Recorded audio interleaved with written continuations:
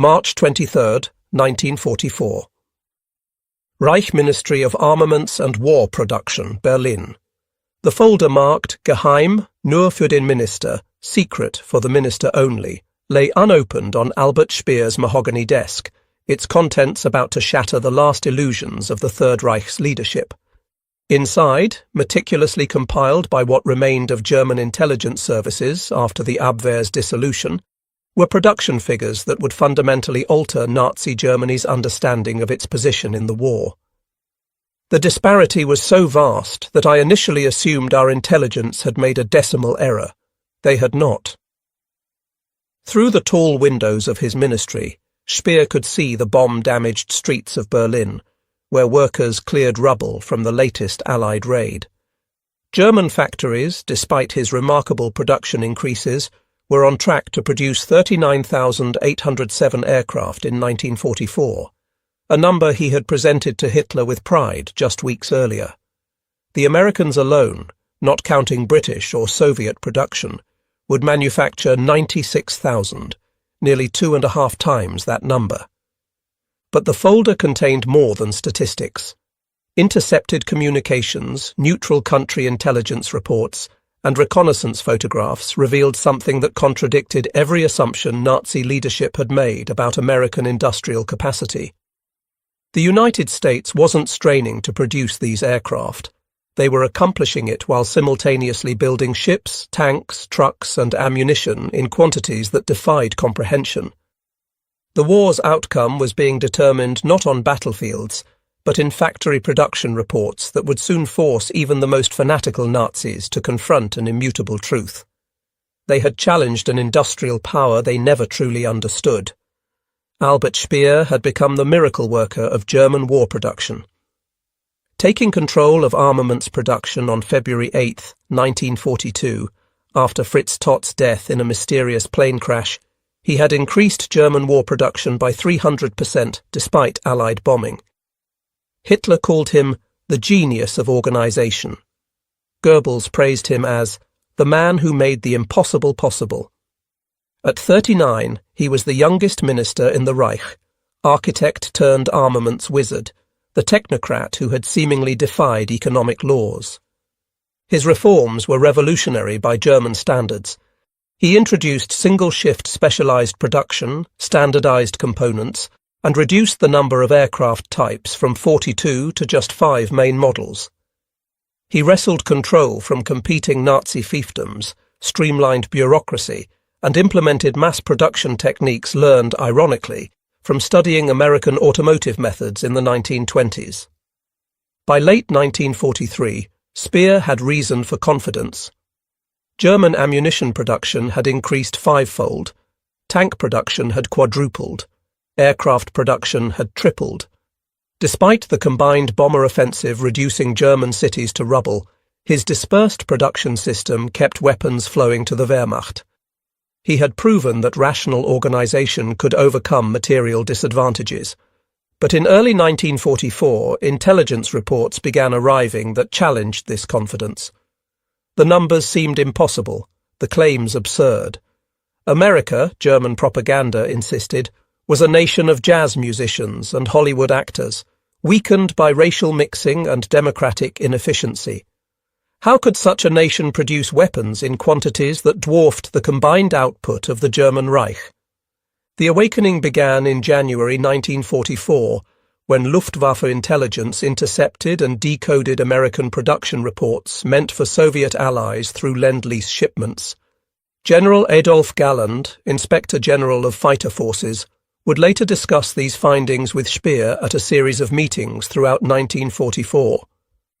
According to intelligence reports, the Americans claimed to have produced 9,113 aircraft in December 1943 alone, nearly matching Germany's entire quarterly production in a single month.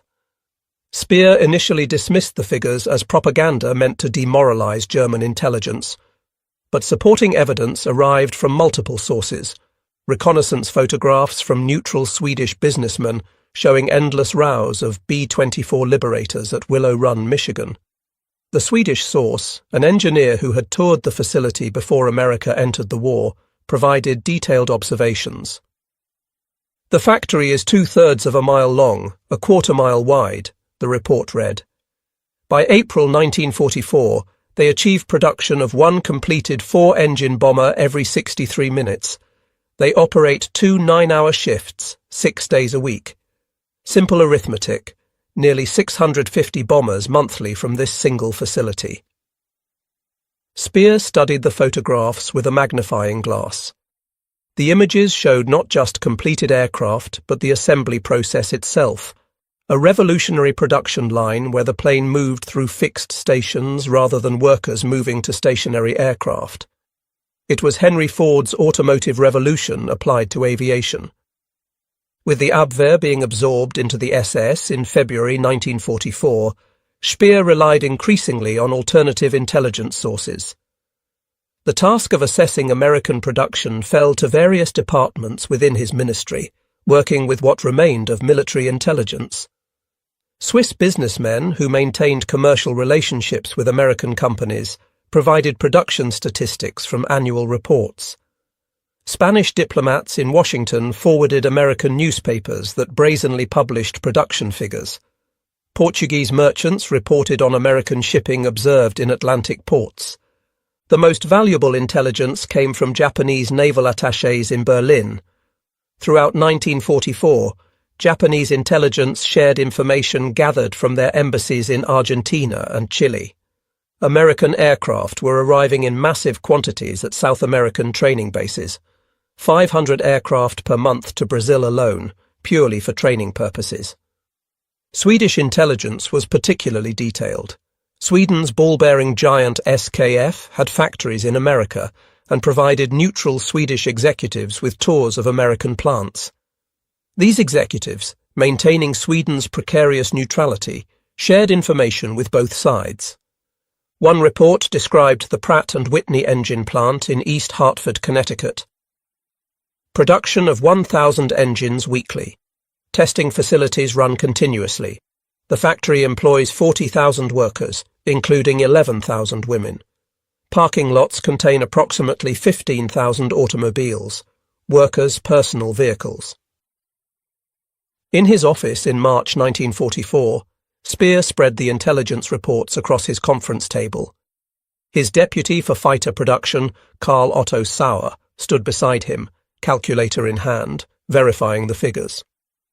"Let us assume these numbers are exaggerated by 50% for propaganda purposes," Speer said.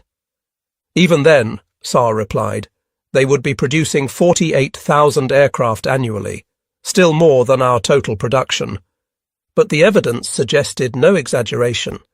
American newspapers, obtained through neutral embassies, openly published production statistics. The New York Times reported Boeing's B-29 program without censorship. Time magazine featured articles about Willow Run with production numbers.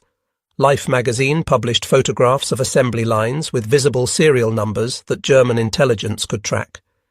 The revelation was profound. In Germany, production figures were state secrets. Workers signed death oaths. Factory locations were hidden. America published their production statistics in magazines sold at newsstands.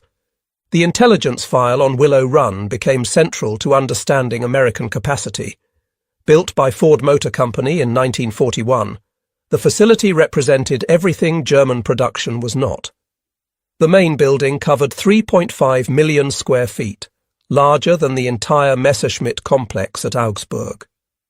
Swedish engineer Per Jakobsson, who had toured Willow Run in late 1943, provided a detailed report.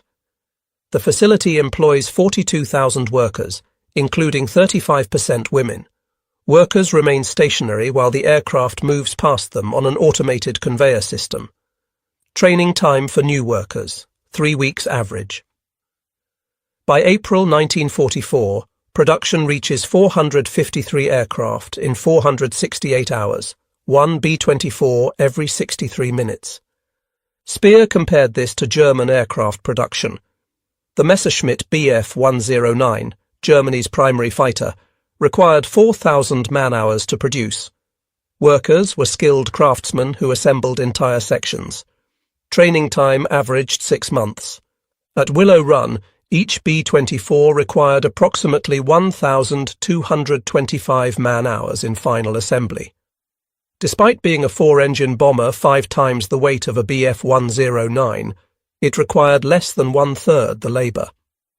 Throughout 1944, Speer attended regular conferences with Hitler at various headquarters. Each time he presented American production intelligence, Hitler's response remained consistent: denial and accusations of defeatism. At a May conference, Speer presented photographic evidence from Willow Run and production statistics from neutral sources. Hitler studied the materials briefly. "Propaganda," he declared. "The Americans wish us to believe these fantasies. No nation can produce aircraft like automobiles." "But that is precisely what they are doing," Speer argued. "They have applied automotive mass production to aircraft manufacturing." "These reports are Jewish lies spread by Roosevelt," Hitler insisted, ending the discussion. But other members of the leadership were beginning to accept reality. Field Marshal Erhard Milch, State Secretary in the Aviation Ministry, privately acknowledged to Speer, "The numbers are correct, aren't they?" "I believe they are conservative," Speer replied. "Then we have already lost." Back in Berlin, Speer conducted a detailed analysis of comparative production. According to the United States Strategic Bombing Survey, the numbers told an irrefutable story. German aircraft production, 1944. Peak month, July. 4,219 total aircraft. Peak for fighters, September. 3,375. Annual total, 39,807, all types. This included 25,285 fighters, 5,468 bombers, 9,054 other types. American aircraft production 1944. Monthly average 8,000. Annual total 96,000. Including approximately 16,000 4-engine bombers, 35,000 fighters, 45,000 trainers, transports and other types. But raw numbers only told part of the story. Each American B-24 Liberator possessed the striking power of 2 German medium bombers, while requiring proportionally less fuel, crew, and maintenance per ton of bombs delivered. The qualitative gap magnified the quantitative disparity. Spring 1944. Intelligence revealed another dimension of American superiority. Reports from Argentine sources detailed American aluminum production, 420,000 tons annually. German aluminum production, despite controlling Norwegian hydroelectric resources, reached only 245,000 tons. Oil statistics were even more sobering. American refineries produced 4.7 million barrels daily. Germany, dependent on synthetic fuel from coal, produced the equivalent of 124,000 barrels daily. The Americans consumed more fuel in training flights than the entire Luftwaffe used in combat operations. Japanese military attachés in Berlin shared a revealing observation. "Your submarines sink American tankers carrying 100,000 barrels of oil. They don't reduce consumption. They simply order another tanker. This is not war as we understand it. It is industrial arithmetic." Beyond production numbers, intelligence revealed technological innovations German industry couldn't match. At Wright Field in Ohio, Americans tested aircraft engines in altitude chambers simulating conditions at 50,000 feet. Germany's highest altitude test facility reached only 30,000 feet. American factories used statistical quality control. Random sampling and statistical analysis replaced individual inspection, dramatically increasing production speed while maintaining quality. The Norden bomb site, analysed from crashed B-17s, demonstrated precision engineering that exceeded German capabilities in mass production. Dr. Ernst Heinkel, the aircraft designer, confided to associates, "We are artisans building aircraft. They are industrialists manufacturing them. We cannot compete with mathematics." Intelligence about American shipbuilding provided additional proof of industrial superiority. The United States built 2,710 Liberty ships between 1941 and 1945. While the famous SS Robert E. Peary had been built in 4 days, 15 hours as a publicity stunt, regular production averaged 42 days from keel laying to launch. By 1943 to 1944, American shipyards were launching ships at a rate approaching 3 every 2 days during peak periods. German U-boats operating in the Atlantic reported convoy after convoy of these vessels. The strategic implications were clear. America could replace losses faster than Germany could inflict them. May 1944, intelligence about the Boeing B-29 Superfortress caused particular consternation. Swedish businessmen reported visiting Boeing plants where these superbombers were in production. The specifications seemed impossible. Wingspan, 141 feet 3 inches. Maximum weight, 140,000 pounds loaded. Bomb load, 20,000 pounds. Range, 3,700 miles. Pressurized cabin for high-altitude flight. Remote-controlled gun turrets.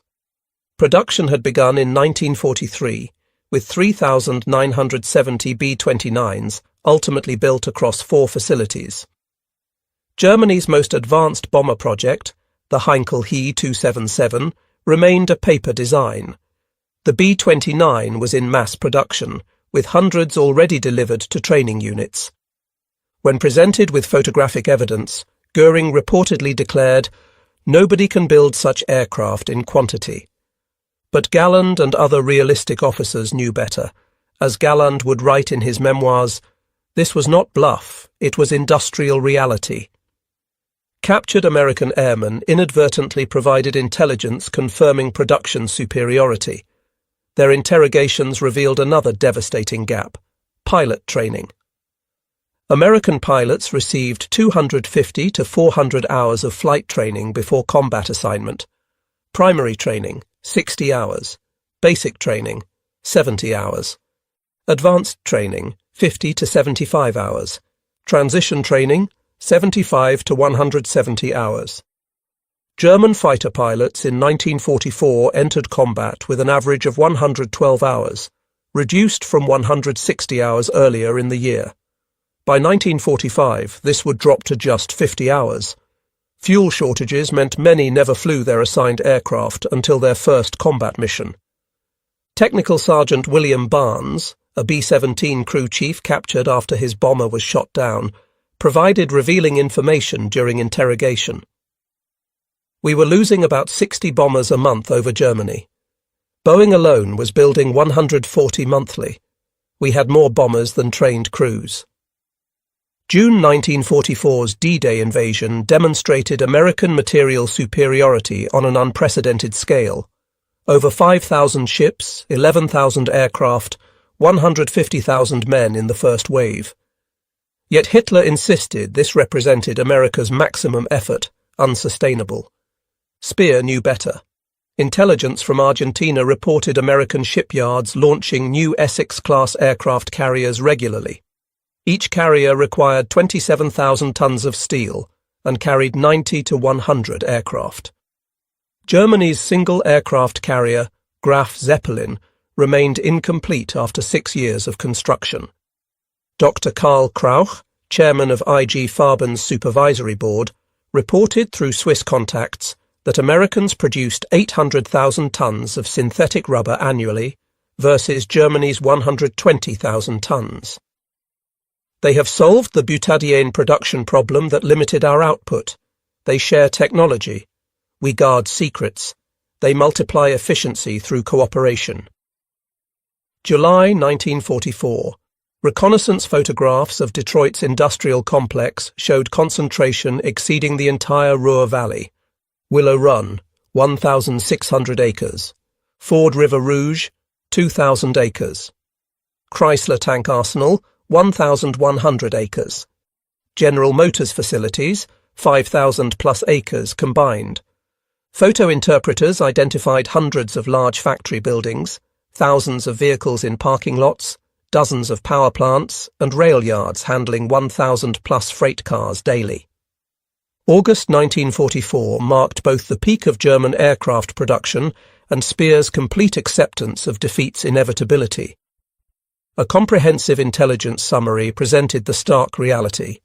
American production, January to June 1944, 48,000 aircraft, on pace for 96,000 annually. Approximately 14,000 tanks, 300,000-plus military trucks, hundreds of naval vessels, 5.75 million tons of merchant shipping. German production, same period, 19,800 aircraft, 9,700 tanks and assault guns, 47,000 military trucks, 193 U-boats, negligible merchant shipping. American production was accelerating. German production under strategic bombing was beginning its decline. The oil campaign had reduced fuel production catastrophically. The transportation plan created bottlenecks that left finished weapons stranded at factories. By late 1944, fragmentary intelligence about a massive American project began reaching German intelligence. While the atomic nature remained secret, the industrial scale was evident. Reports described facilities consuming enormous amounts of electricity. Oak Ridge, Tennessee, was using 1/7 of all U.S. electrical production. Peak demand reached 298,800 kilowatts. The Americans were devoting resources equivalent to Germany's entire V-weapon program to a single project whose nature remained unknown. September 1944. Analysis revealed that the gulf between German and American production went beyond numbers. It was philosophical. American production emphasized simplification for mass production, interchangeability between manufacturers, statistical quality control, and worker specialization. German production emphasized complex designs showcasing engineering excellence, unique parts for each manufacturer, individual craftsmanship, and workers as skilled generalists. As Speer would later reflect, "We built aircraft as works of engineering art. They manufactured them as industrial products. Our Me-262 jet fighter was superior, but we could build only 20 monthly. They would have redesigned it for mass production and built 200 inches. By November 1944, even Göring could no longer deny American production superiority. The Battle of Leyte Gulf demonstrated American naval production. They deployed more aircraft carriers than Germany had destroyers. At a Luftwaffe conference, Galland presented sobering statistics. American fighters outnumbered Luftwaffe fighters 15-1 over Germany. American pilots arrived with 400 flight hours. German pilots had 50. American fighters had reliable engines lasting 400 hours between overhauls. German engines managed 25 hours. "We face not one Air Force but several," Galland explained. "The 8th Air Force alone has 3,000 heavy bombers. Each American Air Force is larger than our entire Luftwaffe." December 1944's Battle of the Bulge provided final proof. Despite achieving complete tactical surprise, German forces were overwhelmed by the American response. Within days, American forces moved 250,000 men, 50,000 vehicles, and 500,000 tons of supplies to contain the breakthrough. Captured American supply depots revealed abundance beyond German comprehension, more supplies in a single depot than entire German divisions possessed. January 1945 brought Speer's most comprehensive assessment. Swiss banking contacts provided American war bond advertisements openly stating production figures. "Your war bonds have built 300,317 aircraft, 1940 to 1945, 86,000 tanks, 2.6 million trucks, 6,500 naval vessels, 2,710 Liberty ships." These numbers, published in magazines, would have been state secrets in Germany. America advertised them to encourage bond purchases. On January 30th, the anniversary of Hitler's rise to power, Speer attended what would be his last major conference, attempting to convince Hitler to seek terms. Mein Führer, we must face reality. The Americans produce in 1 month what we produce in a year. Hitler's response revealed complete detachment from reality. Wars are won by will, not production statistics. On March 18, 1945, Speer submitted a memorandum to Hitler arguing that Germany's economy would collapse within 4 to 8 weeks. The following day, March 19th, Hitler issued his infamous Nero Decree, ordering the destruction of all German infrastructure. Speer's subsequent response on March 29th argued against this destruction. The enemy's superiority in armaments and industrial capacity has reached proportions that render further resistance meaningless. The Americans can replace in weeks what we destroy. We cannot rebuild in decades. Hitler accused him of treason and defeatism, but Speer had moved beyond caring. The production statistics had convinced him that Germany's defeat was certain since at least mid-1944. April 1945, as American forces approached Berlin, intelligence continued arriving about American production. A captured Fortune magazine revealed the automobile industry's complete conversion to war production. The entire American automobile industry, which had produced 4.8 million vehicles in 1941, had converted to military production, manufacturing millions of military vehicles, thousands of aircraft, and tens of thousands of tanks. As the Third Reich collapsed, the production statistics told an irrefutable story. Total U.S. war production verified figures 300,317 military aircraft, 1940 to 1945, 86,000 tanks, 2.6 million military trucks, 639,000 jeeps, 257,000 artillery pieces, 2.6 million machine guns, 6,500 naval vessels, 2,710 Liberty ships. German war production, 95,000 aircraft, 1939 to 1945. 63,800 tanks and self-propelled guns, 345,000 military trucks, 61,000 artillery pieces, 1.2 million machine guns, 1,171 U-boats. The ratios were overwhelming, 3.2 to 1 in aircraft, 1.35 to 1 in tanks, despite Germany's longer production period, 7.5 to 1 in trucks. These figures excluded Lend-Lease production sent to Allies. After the war, the United States Strategic Bombing Survey confirmed that German intelligence had actually underestimated American production. The survey noted, German intelligence estimates of U.S. aircraft production for 1944 predicted only 22,440 aircraft. Actual production was 96,318, an underestimation of 330%. While Speer's memoirs Inside the Third Reich focused primarily on his own achievements and relationship with Hitler, in post-war interrogations and interviews he acknowledged the overwhelming nature of American industrial capacity. In a 1970s interview he reflected, By early 1944, I knew with certainty that Germany would lose the war. American production of 96,000 aircraft in 1944 was not a surge, it was sustainable indefinitely.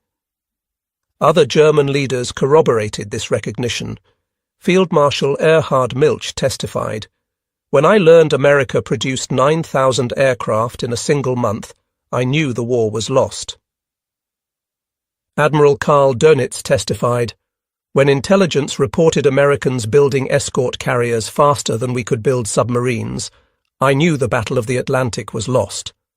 General Adolf Galland wrote, Each American pilot we shot down was replaced by 2 more, better trained.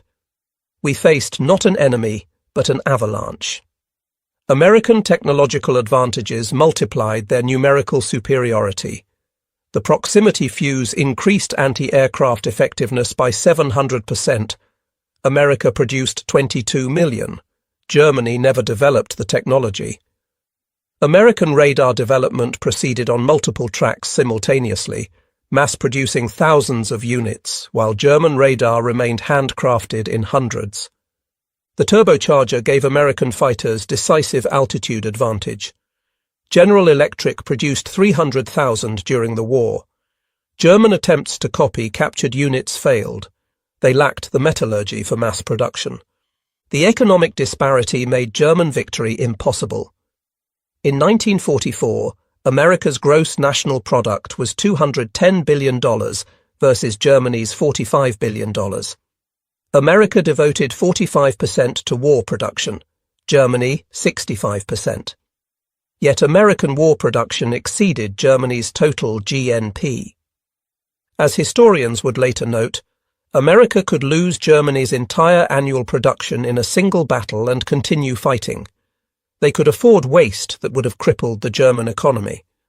America trained 435,000 pilots during the war versus Germany's 57,000. By 1945, American pilots were engaging German pilots who had never fired their weapons in training. Luftwaffe General Johannes Steinhoff testified, "We sent children to fight professionals." It was not combat, but execution. The knowledge of American production superiority created a psychological crisis within German leadership that progressed through predictable stages: denial, rationalization, desperation, delusion, and finally acceptance. This progression affected military strategy, leading to increasingly desperate gambles that hastened defeat. The greatest irony was that American production achieved what German ideology claimed impossible.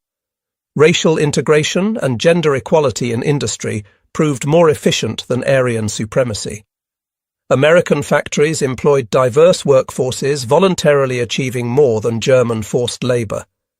In his final years, Speer reflected on the lesson. We confused military prowess with industrial power.